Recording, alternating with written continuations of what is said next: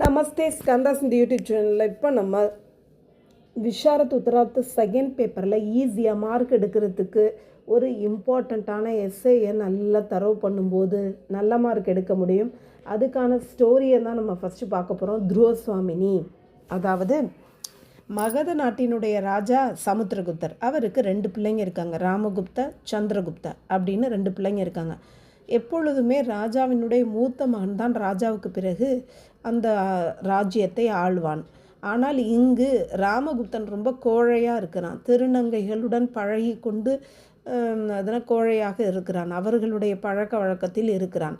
அப்படி இருக்கும்பொழுது இந்த சந்திரகுப்தன் மிகுந்த வீரனாகவும் எதையும் சாதிக்கக்கூடிய திறமைசாலியாகவும் இருக்கிறான். அதனால் ராஜா தனக்கு பிறகு இந்த சந்திரகுப்தனை தான் ராஜா ஆக்கணும் அப்படின்னு நினச்சிட்டு இருக்காரு. இதற்கிடையில் அவருக்கு நோய்வாய்ப்பட்டு படுத்துடுறாரு.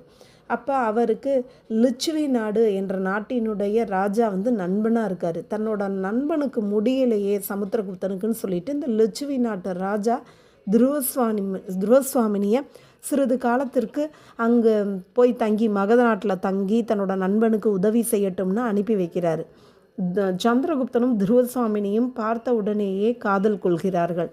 அப்போ அந்த துருவசுவாமினி அந்த ராஜாவுக்கு நல்ல உதவியும் செய்கிறா. அப்போ சமுத்திரகுப்தர் இவங்க 2 பேருக்கும் திருமணம் செய்து வைத்திடணும் அப்படின்னு ஆசைப்படுறாரு.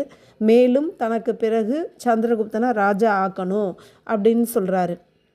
இதெல்லாம் பிளான் பண்ணி வச்சுருக்காரு. இதற்கிடையில் திடீர்னு அவர் இறந்துடுறாரு.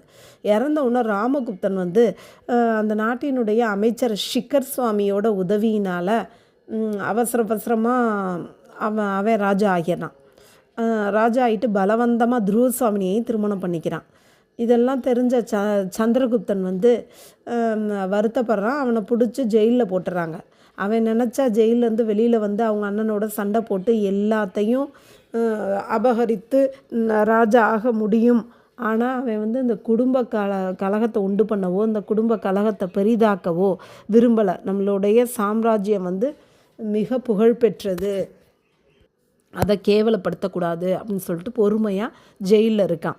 இதற்கிடையில் ஷக்குன்னு ஒரு ராஜ்யம் இருக்குது. அதோட ராஜா பேர் ஷக்கராஜ்.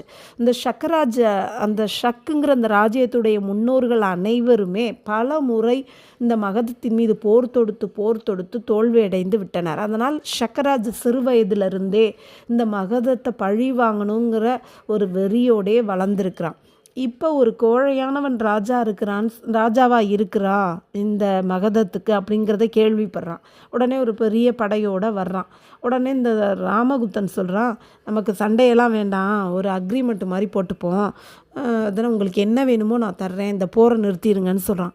உடனே ராமகுப்தன் இப்படி சொன்ன உடனே ஷக்கராஜ் ஓகே அப்படின்னு சொல்லிட்டு, உன்னுடைய மனைவி துருவசுவாமினியை எனக்கு அனுப்பி வை, உன்னுடைய அமைச்சர்களோட மனைவி அனைவரையும் என்னோட அமைச்சர்களுக்கு அனுப்பி வை, இதுதான் அக்ரிமெண்ட்டுன்னு சொல்கிறான்.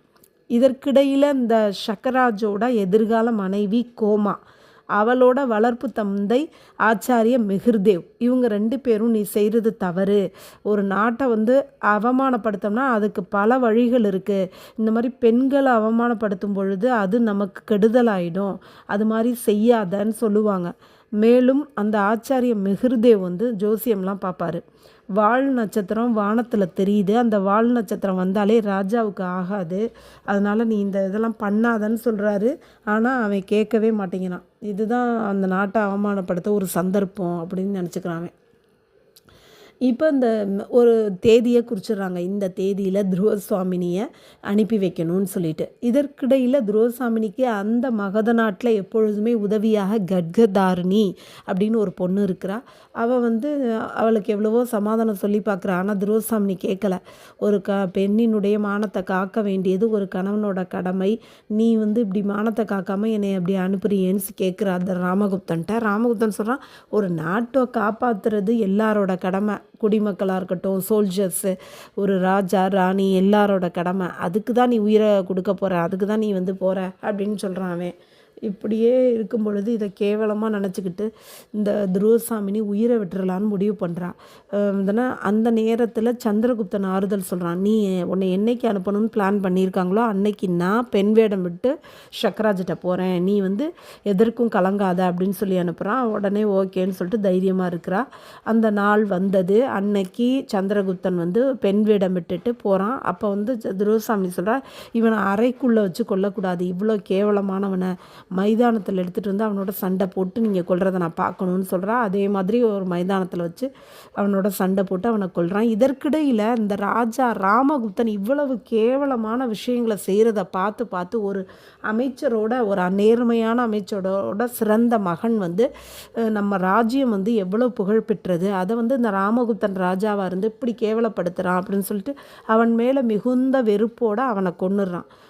இதற்கு முன்னாடியே ஒரு புரோகிதர் அங்கே அந்த நாட்டில் இருக்கார்.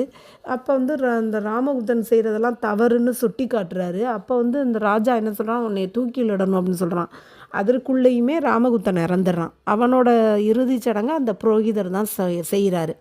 அப்புறம் அந்த புரோகிதர் சந்திரகுப்தன் துருவசாமினியோட மானத்தை காப்பாற்றினதுனால அவளுக்கு மனைவியாக அதாவது கணவனாக இருக்கக்கூடிய அனைத்து தகுதியும் சந்திரகுப்தனுக்கு தான் இருக்குது அப்படின்னு சொல்லி இவங்க 2 பேருக்கும் அந்த புரோகிதர் திருமணம் செய்து வைக்கிறாரு.